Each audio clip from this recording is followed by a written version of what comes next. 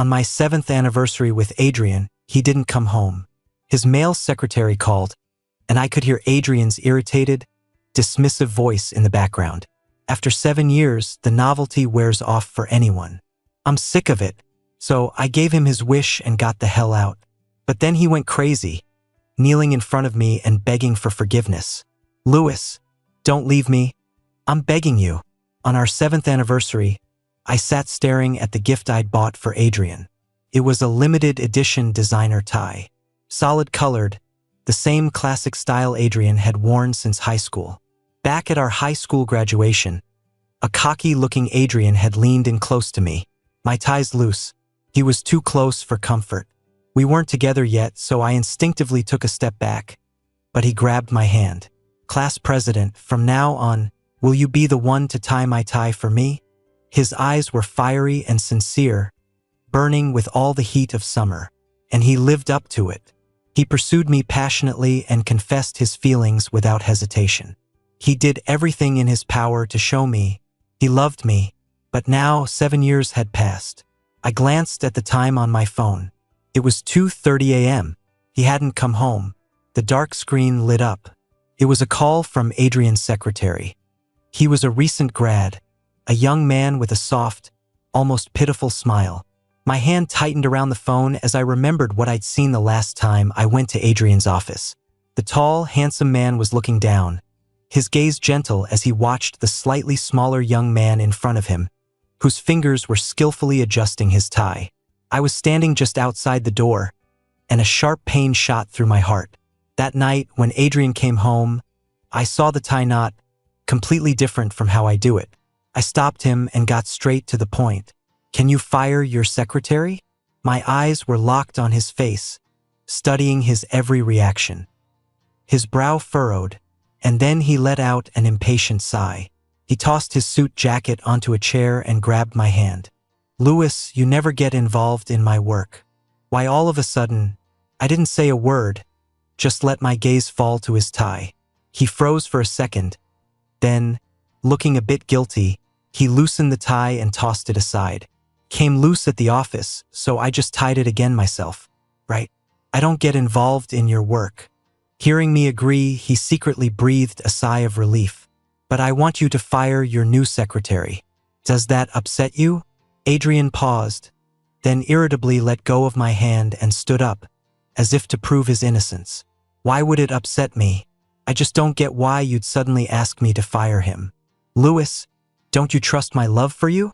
He looked down at me, demanding an answer. I lifted my head, my gaze stubborn. So you can't do it? We stared at each other for a long moment before he sat down beside me, frustrated, and said loudly, "Fine, I'll fire him tomorrow. Are you happy now?" I wasn't.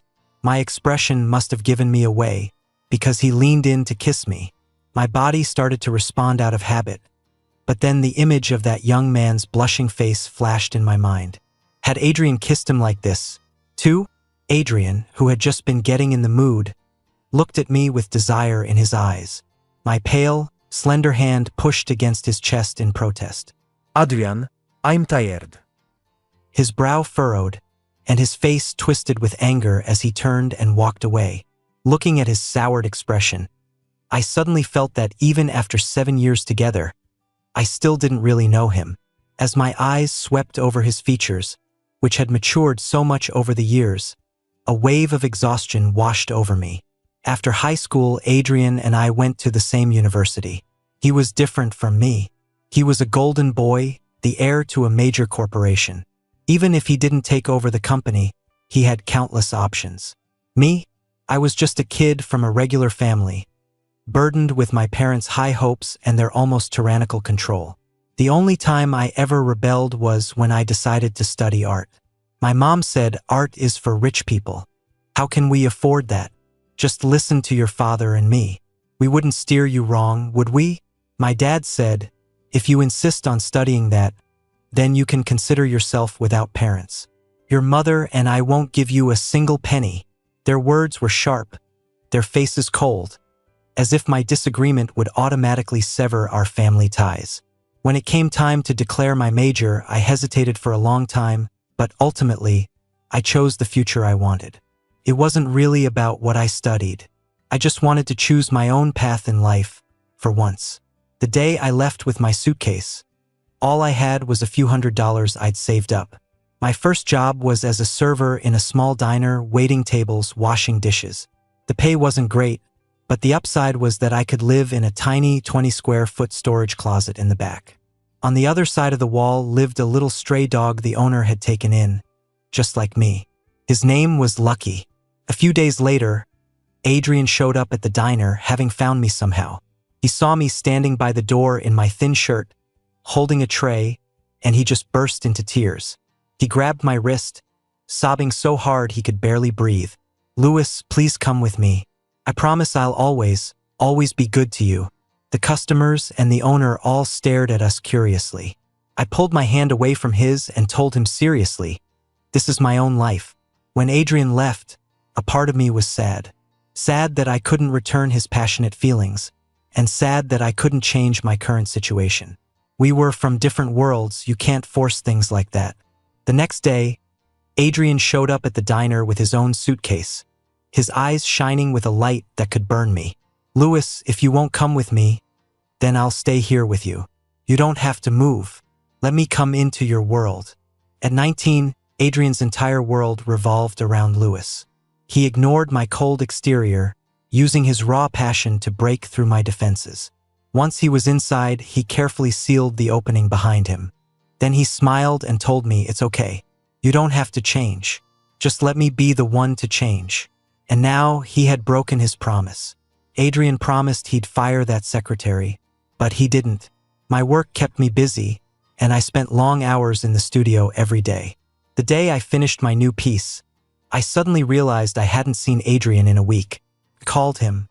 It rang for a while before he finally picked up. His voice sounded rushed. "What's up, Louis?" I froze. Adrian seemed to realize how cold he sounded, because his tone immediately shifted to a playful tease. "Finally decided to leave your beloved studio and give me a call? There's an art exhibition opening in 3 days. Want to come?" I heard the faint rustle of clothing on the other end. Adrian's voice was a little hoarse. "I probably can't make it. I have to go on a business trip in 3 days to sign a deal. I'll make it up to you next time." My fingers tightened around the phone. I fought back the unease in my heart and nodded. "Okay." The phone was carelessly tossed onto a table, but the call wasn't disconnected. Through the receiver, I could hear two people's urgent, breathless kissing. It was the male secretary's voice. Having done the exact same thing with Adrian before, how could I not know what they were doing? My fingers trembled as I hung up the phone. My heart finally shattered. 7 years of history, defeated by the thrill of something new. It was almost laughable. The call connected before I could speak, and I heard someone ask Adrian, "Hey Adrian, I thought you hated going out for these work dinners. What's with you lately?" Adrian didn't answer, but someone else chimed in. "I know, right? You used to have Louis attached at the hip. You two have a fight or something." There was a few seconds of silence on the other end. "We didn't fight. I'm just a little bored." My heart seized, even though it had already been broken once. Hearing the words from his own mouth still hurt so much I couldn't breathe. Adrian's voice came through, laced with irritation and a hint of disgust. Back then, Louis was like an ice prince. His looks and personality were exactly my type. But we've been together too long, and he doesn't know how to please anyone. After 7 years, the novelty wears off for anyone. I'm sick of it. He kept talking to his friends, but a buzzing filled my ears, and I couldn't hear another word. I looked around our home, at every little thing we'd collected over 7 years, and suddenly it all felt completely alien. A sharp pain in my stomach cut through my thoughts. I stumbled to the bathroom and threw up, feeling like I was emptying my insides. So filthy. Tears, a purely physical reaction, streamed down my cheeks and onto my shirt. When I first found out Adrian was cheating with his secretary, I was still thinking about our 7 years together, weakly pretending I didn't know. But now, this was a punch to the gut that shattered my last illusion. Adrian didn't love me anymore, or at least not as much. He had grown up. He was no longer the boy who would have done anything to be a part of my life. It was time to end this. That night, I packed up all my things, including every little decorative item I had ever brought into our home. Anything that was just mine, I took with me. Anything that was ours, I threw in the trash. Before I left, I even called a cleaning service to erase every last trace of myself, as if I had never been a part of Adrian's world at all. I was walking down the street at 4 in the morning. The wind was strong, whipping my semi-long, curly hair into a mess. I stood by the bridge, my eyes a little red. The moon was huge tonight, and I felt like I was right back on that day after graduation, homeless and alone. A motorcycle roared past me, impossibly cool. After speeding a few hundred feet down the road, it turned around and pulled up right behind me. The rider took off his helmet, revealing a head of striking red hair, still damp with sweat. The bold-looking young man tilted his head slightly. "Louis?" I turned, my hair sticking to my pale face in the wind. "Do you know me?" The young man's eyes sparkled, and he gave me a meaningful smile. "I've known you for a long time. Nowhere to go?" A little stunned and flustered, I nodded. He leaned his hands on the handlebars of his bike, a mix of casual and forceful, and gestured with his head toward the back seat. "Wanna get out of here?" His tone was casual, but his Adam's apple bobbed nervously. I was taken aback, thinking he was joking. I gave a faint smile and replied just as casually, "Sure." He seemed surprised that I'd agreed. He swung his leg off the bike and was in front of me in 3 quick steps. His face was sharp and young. Up close, he was half a head taller than me. He blinked, suddenly looking flustered. "If you agree, I have to test it out first." "Test it out?" I looked up at him, confused. He backed me against the railing, then leaned down and bit my lip. My eyes flew open in shock, but he covered them with his hand. "Didn't he ever teach you to close your eyes when you kiss?" His voice was sour, but his lips were like a hurricane. My hands, which had tried to push him away, were twisted behind my back and held tight. When he finally let go, he was blushing from his ears all the way down to his neck. It wasn't until he pulled me onto the back of his motorcycle, put a helmet on my head, and had me wrap my arms around his waist that it all started to sink in. I had just decided to leave my boyfriend of 7 years, and now I was hooking up with a guy I just met. And we had kissed. My heart was pounding in my chest. His place was a penthouse apartment downtown. He pulled me urgently by the wrist, pushed open the door, and pinned me against it. His fingers slipped under the hem of my shirt, teasing and lighting fires everywhere they touched. My lips were swollen and red from his kisses. I grabbed his wandering hand. Having second thoughts? He was breathing heavily, but his eyes were locked on mine. Looking into his eyes, my mind flashed back to the phone call with Adrian, to the sticky, intimate sounds of those two on the other end. My hand trembled and let go. In front of this man I just met, I slowly but firmly undid the buttons of my shirt. No regrets. Whether it was leaving home back then, falling in love with him, or leaving him decisively now, I had no regrets. Our hot bodies pressed together, the cool glass of the floor-to-ceiling window against my back. Behind me, the city lights twinkled. In front of me was a torrential onslaught. My fingers weakly gripped his shoulders, leaving pale pink marks behind.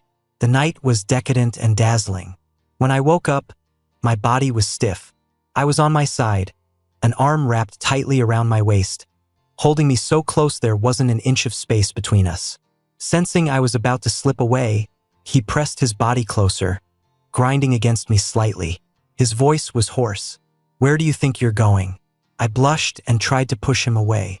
"I have to get to the studio." To be honest, the moment I woke up, I felt a pang of regret. I'd never really liked anyone else. All my feelings had been for Adrian from the very beginning. I'd never gotten too close to other people. A strange person, a strange bed, a strange pleasure. It all made me a little panicked. His arm loosened. I didn't dare look back at him and just grabbed a towel and bolted for the bathroom. The moment I shut the door, I saw the red-haired man on the bed, not even bothering with a blanket, brazenly showing himself off to me. My face instantly turned bright red. After a night of his advances, my body still bore the marks of his invasion, sore and swollen. The water from the showerhead streamed over me. Suddenly, I heard my familiar ringtone from outside. I quickly dried off. As I pushed the door open, I saw the man from last night had already answered my phone. Adrian's panicked voice came through the speaker. "Louis, where did you go? Why are all your things gone from the apartment?" I rushed over to grab the phone, but the man pulled me into his arms with one hand. "Ow, that hurts." My nose bumped against his shoulder, and it stung. I couldn't help but let out a small groan, which Adrian heard on the other end. "Louis, where are you? What are you doing?" he yelled, sounding like he was losing his mind. Those were the same questions I had wanted to ask him that day. What was he doing? What was he doing with that male secretary on the other end of the phone? My lips parted and closed, but in the end, I could only manage a bitter smile, not knowing how to answer. In bed. 3 simple words. Both Adrian and I froze. The redhead sneered with contempt. "Mr. Pei is a grown man. Don't tell me you don't know what 2 men are doing in bed with no clothes on. You dare touch him," Adrian roared, a powerless rage in his voice. I stared up at the man in stunned silence. He cupped my chin, and as his lips pressed against mine, he made loud, deliberate kissing sounds. He held the phone right next to my face, making sure every explicit sound was transmitted clearly to the other side. "Louis, you dare cheat on me." In response, the redhead pulled away from me and gave Adrian 2 simple words before hanging up. "Asshole." He hung up and immediately turned off the phone. He frowned. "You're an artist. How can your taste be so bad? How did you know I'm an artist?" I paused. I suddenly remembered he'd said last night that he'd known me for a long time. His large hands gripped my waist, pulling me into his lap. I instinctively resisted, thinking he wanted more. But instead, his warm hands settled on my lower back and began to rub it gently. "I kept you up all night. You must be exhausted, right?" My face turned red as I thought about last night's almost vengeful roughness and our abandon in front of the window. When did you first meet me?" The hand on my back stopped. "My name is Ryder. As for when I met you, I'll tell you later." He got up, washed, and got dressed, tying his striking red hair back. "Want to go for another ride?" I blushed and instinctively scooted back on the bed, waving my hands. "I can't." Ryder froze for a second, then burst out laughing. His red hair moved in beautiful waves as he shook with laughter, until tears came to his eyes. He held up his motorcycle keys and grinned mischievously. "As much as I'd love to go another round with you, I'm afraid you wouldn't be able to handle it." I instantly realized my mistake. The motorcycle was fast, and I held on to his strong waist, a little scared. The wind rushed at us, but Ryder's body blocked it completely, making the hem of his jacket flap wildly. I didn't cry when I decided to leave home. I didn't cry when I heard Adrian cheating on the phone. I didn't cry when I decided to give up on him and our 7 years together. But when he shielded me from the wind, the tears suddenly started to fall. Even if the world is harsh and the road is long, if you're determined and brave enough, who's to say the future will be worse? You have to see it to find out, right? The tightness in my chest finally released. I spread my arms to the wind and screamed, "Adrian, you bastard, go to hell." The sudden breaking made me lurch forward, and I instinctively hugged Ryder's waist tighter. He lifted his helmet visor and raised an eyebrow at me. "Shouting another man's name on my bike? But since I like you, I'll forgive you." He said it casually, but when he turned around, I caught a glimpse of his bright red ears. I thought when he said he liked me, he meant he liked my performance last night. When I got off at the studio, Ryder stayed on his bike with his helmet off. He looked kind of hot, and people passing by were sneaking glances at him. I took a few steps, then heard him call out, "Louis, I'll call you." I took a few more steps, then suddenly spun around, ran back, and threw my arms around his waist, burying my face in his chest. "Ryder, thank you," I said sincerely. "Thank you for showing up at my lowest point and giving me warmth." When I let go, his face was beet red. He seemed completely dazed and didn't move for a long time. Just as I was about to go inside, I heard him mutter resentfully, so sly, looking at me with those eyes. My good mood vanished the moment I pushed open the studio door. There was Adrian, in a suit that reeked of alcohol, his pale face marked by a sleepless night. He looked like a lost puppy, just like he had when he first came looking for me all those years ago. For a moment, I was lost in the memory. Hearing the door open, Adrian shot up and rushed over, grabbing my shoulders forcefully. "Where were you last night? Who was that man?" I didn't speak, just quietly looked up at him. He looked terrible, a stark contrast to my own flushed, healthy face. When I didn't answer, he shook my shoulders, his voice roaring with anger. "Say something, Louis. Where were you yesterday? Were you really with that man?" His grip hurt, but I felt incredibly calm. "Yes, I was with Ryder." Adrian's hands froze. His whole body went rigid, and his eyes instantly turned bloodshot. How could you? Why couldn't I?" He said he loved my performance last night, said I was irresistible. We went at it from the doorway to the window and finally to the bed.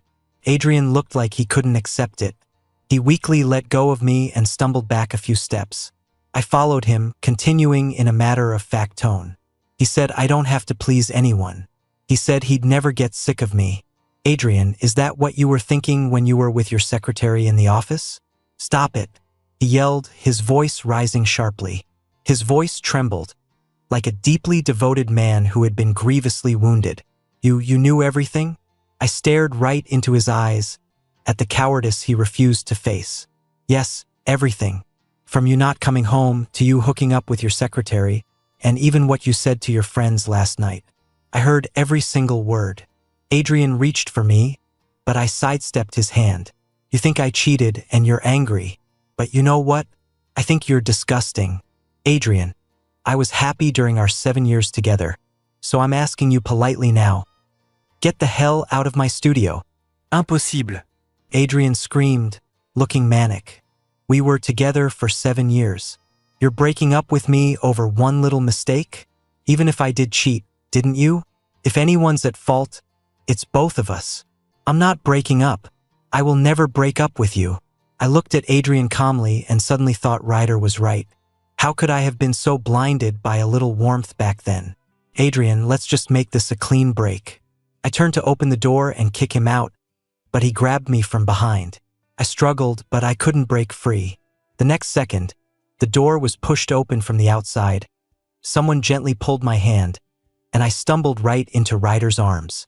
The moment I was steady, Ryder's fist slammed into Adrian's face. The tie holding his hair back snapped, and his red hair flew loose, dancing like flames in the air as he threw punch after punch. "Ryder." I grabbed his hand, my eyes cold as I looked at Adrian, who was too beaten to fight back. "Just go. We were dating, not getting a divorce. We don't need both signatures to end this. Don't ever show your face in front of me again. The sight of you makes me sick." Adrian, disheveled and red-eyed, left the studio. I pulled a still fuming Ryder over to a chair in the lounge area to treat his knuckles. As I dabbed ointment on his joints, his untied hair kept blowing in his face. He swatted at it impatiently, like a kid. "Why did you come back?" I knelt by his knees and looked up at him. He frowned, his voice muffled but honest. "You turned me on. I came back because I wanted to kiss you senseless." I blushed and coughed, feeling awkward. "You were listening for a while?" Yeah. A strand of red hair blew across his face again. Watching him battle his own hair was kind of funny. I stood up, grabbed a pencil and used it to pin his hair back. He sat still for me. After I was done, he suddenly wrapped his arms around my waist and pulled me into his lap. Our bodies were pressed together. He rested his chin on my shoulder, his arms locked firmly around my waist. "Louis, I wish I'd met you before he did." I paused, then smiled. "You might have just become the next Adrian." Ryder instantly gritted his teeth, his voice angry but firm. "I'm not him. Even if I fell out of love, I would never say such cruel things to someone I once loved. Saying he's sick of you, or that you don't know how to please anyone, that's all bullshit. It's because he's a piece of trash who doesn't want to take the blame, so he pushes it all onto you." He turned me to face him, Ryder's eyes seemed to hold a flame that could set a person on fire with just a glance. You did nothing wrong. He's the one who's wrong. Lewis, stop loving him. My brush moved across the canvas, but something was always missing. I sighed and put the brush down. I'd been thinking about breaking up with Adrian for a long time. That phone call just solidified my decision. The days after we split were surprisingly not as hard as I'd imagined. Instead, Ryder's earnest face kept flashing through my mind. Lewis, stop loving him. My head ached a little. Ryder's attitude toward me felt overly serious. Ryder was great, but I had just ended a 7-year relationship. The thought of jumping right into a new one was overwhelming. I'll just think about it more. I gathered myself and continued preparing for my weekend art show. The last one was someone else's, but this one was my own solo exhibition, so it was incredibly important to me. On the day of the show, after greeting my university professor, a few classmates, and some well-known artists I knew, I turned and saw Adrian at the entrance with his male secretary. I frowned, feeling a little nauseous. What? Did that man of yours, the one who'll never get sick of you, not even bother to come to your exhibition? The jealousy in Adrian's eyes was unmistakable. I paused for a second, then suddenly flashed a brilliant smile at someone behind him. Welcome to my exhibition. Adrian froze. Seeing my open arms, he ignored the pale face of his secretary behind him and started to reach for me, his arms trembling. The next moment, Ryder pushed him aside from behind. Adrian stumbled, looking back at us in disbelief. Ryder pulled me into his arms and then gave Adrian a smirk that didn't reach his eyes. Some people have no shame. Is he yours? Keep your hands to yourself. As we turned to leave, Adrian tried to grab me again. Ryder seized his wrist, squeezing hard. His voice was menacing. I'm warning you, this is Lewis's first solo exhibition. Don't you dare cause a scene, or else your whole family can just go bankrupt. Ryder let him go. Adrian looked at me, dazed. Your solo exhibition? His eyes darted around, searching for something, and finally landed on a painting in the very center of the gallery. My heart trembled slightly. I vaguely remembered, back when we first got together, how my normally reserved self was pestered by Adrian. When my Lewis becomes a famous artist, who's going to be in the first painting of your first solo show? I knew what he was getting at, but I wanted to tease him. Who could it be? What? It's not me? How could it not be me? It's you. It will only ever be you. And now, Adrian stood in front of that centerpiece painting, tears streaming down his face. But the person in it wasn't him. Ryder, worried Adrian might cause trouble, rushed over. When he reached the painting, he froze too. The painting was huge, covering half the wall. The background was a dark, gloomy night without a single ray of light, reflecting the artist's bleak, self-imposed isolation at the time. A black night, a black bridge, a black motorcycle. Even the clothes were painted in shades of gray. The only spot of color in the entire painting was the young man on the motorcycle. He was smiling with wild abandon, his red hair flying in the wind, like a fierce flame lighting up the night sky. He was the only light that night and the only light in the painting. Ryder turned to me stiffly, his lips trembling, unable to form words. I, who had just been thinking we shouldn't move too fast, sighed, took a step forward, and gently hooked his pinky with mine. I know it's a little fast, but maybe you're willing to accept this confession of mine. His answer was a searing embrace and a passionate kiss. The other visitors seemed to have realized that Ryder was the man in the painting. A round of enthusiastic applause broke out as everyone congratulated us. Only Adrian was left, kneeling on the floor, weeping uncontrollably, as if he had lost all connection to the world. The breakup after 7 years and meeting Ryder, it had only been a short 2 weeks, but it felt like half a lifetime. I knew so little about him, yet I was drawn to him in such a short time. He was different from Adrian. Adrian loved my aloof, cool demeanor. He was willing to get close to me, melt me with his passion, and then build a fortress around me, hoping I would stay just the way he first loved me. But when I didn't change, he called me inflexible, said I didn't know how to please him. But Ryder, he was like a wildfire. He burned so hot that when he got close, Everything around you started to burn too. Passionate, sincere, and aggressive, he was both dangerous and captivating. My brush flew across the canvas. Just thinking about Ryder seemed to set my work on fire, every second of inspiration intoxicating. Knock, knock. You promised me your time today. Ryder stood at the door, his eyes drooping. Even though I was the one breaking my promise, he never stormed in and snatched my brush away like Adrian would have. He just stood at the door, looking at you with a wounded expression, until you just couldn't ignore him anymore. Sorry, but I'm feeling especially inspired today. I tilted my head, begging for forgiveness. Ryder sighed and came over, nuzzling his head into my neck. You said the same thing when I came over yesterday. At his accusation, I smiled. I can't help it. Every day I know you, I'm filled with inspiration. Ryder's eyes lit up. His lips started to move restlessly against the side of my neck, his voice muffled and suggestive. You're too good at seducing me. I feel like I'm the one who's losing my mind over you every day. When did I ever seduce you? I tried to pull back, ticklish, but he grabbed my waist. You're always seducing me. I feel like a dog in heat right now, always wanting to pin you to the bed. Seeing that my studio was about to turn into a battlefield, I quickly grabbed Ryder's arm. Didn't you say you were going to show me a surprise today? He had nibbled my neck until it was red. He reluctantly got up and showed me his crotch. See? I wasn't lying. I'm super ready. I blushed and muttered, I'm going to wash my hands. I ran into the washroom, leaving Ryder standing there with a pout on his face. Ryder took me to a villa in the suburbs. The property was enclosed by a black fence covered in crimson roses. The stark contrast of black and red was like a beautiful painting. Ryder tilted his chin up, his voice laced with a hint of pride. Doesn't it look like your first painting for the competition? I turned to look at him. He had taken his helmet off, and the love in his eyes was like endless waves.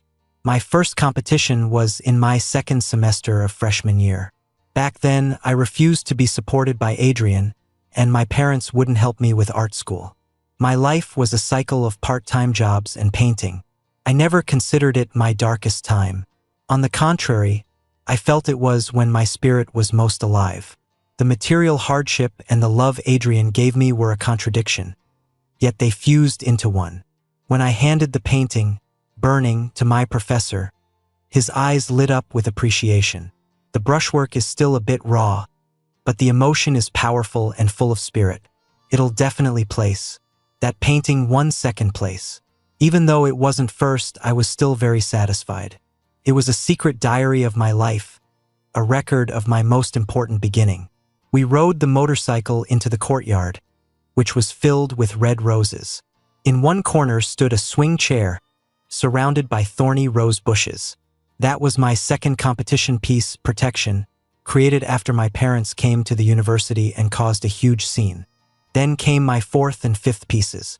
Every single work I had ever submitted to a competition could be found in different corners of the villa.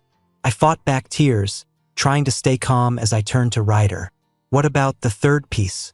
Why is it missing? The third painting was of Lucky, my neighbor on the other side of the wall at the small diner where I worked after leaving home. I had to live in the dorms for college, so I couldn't keep him. I could only visit him whenever I had time. Until one day, I went to the diner and Lucky was gone. The owner said a young man had been visiting Lucky every day and loved him so much that he bought him. At that thought, I froze and looked at Ryder in disbelief. He reached out and stroked my head, then put his fingers to his lips and whistled. A pitter-patter of footsteps echoed through the yard, and a yellow and white mutt came trotting out. It paused when it saw me, then came closer and sniffed my hand. Then it started whining and rubbing furiously against my leg. Ryder wrapped his arms around me from behind. Do you like the surprise? My eyes were red as I nodded, stroking Lucky's head. I love it. I really, really love it. Ryder held me, his voice soft. Aren't you going to ask me anything? Whatever you ask today, I'll answer. Then who are you, really? How could you know my life so well, when I had never even seen you? We've met before. My confused expression was my only reply. One night in my sophomore year of high school, I was walking home from the art studio and saw a group of kids cornering a smaller student in an alley. Seeing the student get knocked to the ground, I immediately turned around, went into a nearby convenience store, and called the police. A few minutes later, I stood by the store entrance and watched the police take the bullies away. Just before I left, I saw an officer point in my direction while talking to the bruised and beaten kid. From that day on, my eyes were always drawn to you. I was the one who found you first, but that bastard Adrian beat me to it. You were in the same class. Me? You didn't even know my name.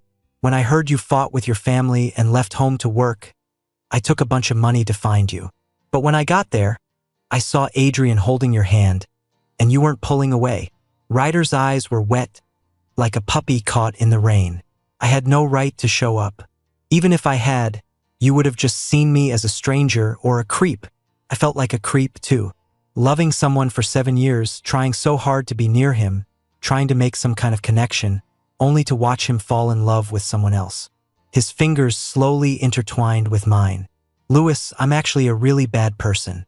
So bad that when I found out Adrian might be seeing someone else, I was actually happy. Happy that, after waiting 7 years, I finally had a chance. But I was also afraid you'd be heartbroken. Felt like my heart was torn in two. When I heard you'd left, I rode all over the city looking for you. Do you know how scared I was when I saw you on that bridge? I was terrified you were going to jump. Tears streamed down Ryder's face. He buried his head in my arms, sobbing. I know you can't fall for me that quickly, but I was still so happy when I saw the painting. 7 years. I finally made it into your life. We're finally connected. I'm no longer just a stranger you'd walk past without a second glance. I stroked his soft, red hair and placed a kiss on his forehead. Why did you dye your hair red? He looked up, his eyes filled with a love so open it tugged at my heartstrings. I wanted you to be able to spot me in a crowd. My heart lurched. I wrapped my arms around Ryder's neck. Ryder, do you want to put a period at the end of those 7 years? His eyes trembled. He then picked me up, settled me onto the swing, and kissed me fiercely. His strong hand held the back of my head, and our soft moans mingled with the creaking of the swing. Hidden deep within the flowers, the swing rocked from morning into the afternoon. Sunlight filtered through the leaves, dappling us with spots of light, until finally, like the night, everything fell quiet. The next time I saw Adrian was when I accompanied Ryder to a gala his father was hosting. The room was filled with successful business owners. When Ryder and I walked in side by side, my eyes immediately found Adrian, standing with his friends. He had lost a lot of weight. The suit on his once impressive frame now hung loosely. Ryder clicked his tongue in annoyance, then covered my eyes with his hand and whispered a warning in my ear. Keep looking at him and I'll wear you out in bed tonight. I chuckled softly and brushed my fingers against his palm. Is that a promise? He tensed up, and a blush crept up his face to the tips of his ears. He grabbed my wrist and started pulling me toward the stairs. Luckily, we were only halfway up when his dad sent someone to call him over to greet some guests, saving me from what was to come. Just as I breathed a sigh of relief, I heard footsteps behind me.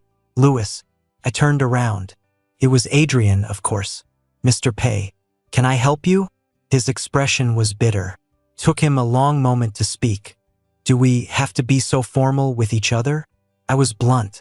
Sorry, but I have a new boyfriend. He's younger and a little insecure, so I try to be considerate. He froze. You two are together already? I thought you would have understood that at the art show. He was the one who got bored, who got tired, who fell out of love. Why was he acting like the heartbroken victim now? I frowned, feeling disgusted. His eyes welled up with tears, his chin trembling. Is there really no chance for us? Just as I was about to answer, an arm tightened around my waist. Ryder, like a protective lion cub, pulled me close, his eyes wary. There was never a chance. From the first day you wronged Louis, it was over between you. His boyfriend is me now. As for you, you're just a worthless bastard who doesn't deserve to be loved. Ryder pulled me away and dragged me into the restroom. He even remembered to put the out-of-order sign on the door. Ryder, He frowned and gave a cold humph. My boyfriend was angry again. You were so hot just now. His eyes lit up for a second before he turned his head away, pretending not to care, but his beet red ears gave him away. Ryder, Ari, boyfriend. I called his name, but he just kept his face turned away, his ears burning. Hey hubby. The word had barely left my lips before he spun around and pinned me against the stall door. His hands slipped under my shirt, roaming my waist. His lips traveled along my ear, his hot breath ghosting over my skin. His clear voice, now husky, repeated my name over and over again, full of devotion and focus. The bathroom door rattled in the otherwise empty room, a dull, rhythmic thud. It wasn't until the party was almost over that a very satisfied Ryder, his hand marked with my teeth, helped to wobbly me back home. A few days later, I was painting in my studio.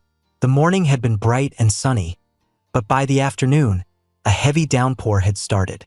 I stood at the window looking out, worried that Ryder would get soaked riding his motorcycle to pick me up. Just then, my eyes met Adrian's. He was downstairs, holding a bouquet of flowers, completely drenched. He must have been standing in the rain for a long time. His clothes were soaked through, and his face was pale as he looked up at me. When he saw that I'd noticed him, a flicker of joy crossed his face. I pushed open the window on the second floor. A damp, cold wind blew raindrops onto my skin. I looked at the roses in his hand, my favorite, and leaned on the windowsill. Adrian, you chose this path. Why are you putting on this devoted act now? Don't you find it disgusting? His face went white, and he swayed, barely able to stand. Then, right in front of me, his legs gave out and he knelt on the ground. His voice was hoarse, and it was impossible to tell if the water on his face was rain or tears. I know I was wrong. Please, Louis, don't leave me. I'm begging you. The red roses fell from his hands, scattering and breaking on the wet ground. He knelt there, sobbing uncontrollably. In that moment, he looked just like the Adrian I first knew, but I still shook my head. You know me so well. You must have known I would never forgive you after you cheated, but you did it anyway. Adrian, you're not the only one for me. Seeing me about to close the window, he scrambled to his feet and yelled, Then how do you know Ryder won't be the next me? I paused. He seized on it, as if he'd found a weakness. You don't believe him either, do you? Ryder's even younger than me. Can you really be sure he'll love you forever? Louis, don't be a fool. Men always want something new. He'll be just like me one day. No one's an exception. I sighed and pushed the half-closed window open again. Even if he does become the next you, I won't regret my choice. Just like right now, I still don't regret meeting you back then. I closed the window, turned away, and didn't hesitate. Outside, the rain continued to pour, leaving Adrian standing there, his eyes empty. Why didn't you say anything? Ryder was standing silently at the studio door. I walked over and touched his hand. It was warm, not wet from the rain. You didn't ride your motorcycle?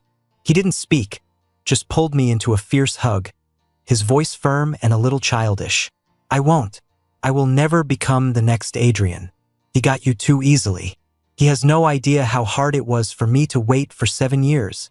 Louis, I don't want to make easy promises to you. So, can you give me time to prove it? I smiled and ruffled his red hair. I thought you'd officially been on the job for a while now. His eyes lit up. Yeah. When we got to the parking garage, I was surprised. Parked there wasn't his beloved motorcycle, but a sleek sports car. Why the new car all of a sudden? He opened the door for me, holding his hand over the top of the frame to protect my head as I got in. His tone was practically begging for praise. I can get rained on, but my man can't. Besides, motorcycles are still pretty dangerous. It took me long enough to finally get a boyfriend. I've got to take good care of my life now. My heart felt like it was soaking in a hot bath, warm and searing. Ryder, how could you like me for 7 whole years? His eyes sparkled. Probably because the person I met when I was young was just too amazing. One look, and I remembered him for years and years. I called his name softly. Ryder. Yeah. I leaned over and grabbed the collar of his shirt. He obediently leaned in. I want to kiss you. He froze for a second, then a smile spread across his face. My pleasure.